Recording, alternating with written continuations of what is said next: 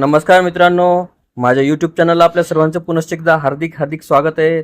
आपण जर सरकारी कर्मचारी असाल तर ही खास बातमी आपल्यासाठी आहे. केंद्र सरकारी कर्मचाऱ्यांच्या बाबतीत घरभाडे भत्ता, महागाई भत्ता आणि वेतन आयोग यात त्यांना खूप महत्त्व आहे. कारण या तिन्ही गोष्टीचा परिणाम हा कर्मचाऱ्यांच्या पगारावर होत असतो.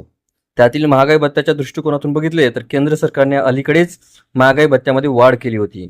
साधारणपणे होळीच्या अगोदर सरकारी कर्मचारी आणि पेन्शनधारकाचा महागाई भत्ता हा 46% 50% इतका करण्यात आलेला आहे. व एवढेच नाही तर हा वाढीव महागाई भत्ता 1 जानेवारी ते 30 जून 2024 पर्यंत वाढवण्यात आलेला आहे. व त्यासोबतच कर्मचाऱ्यांना घरभाडी भत्ता देखील चा लाभ सुद्धा मिळालेला आहे.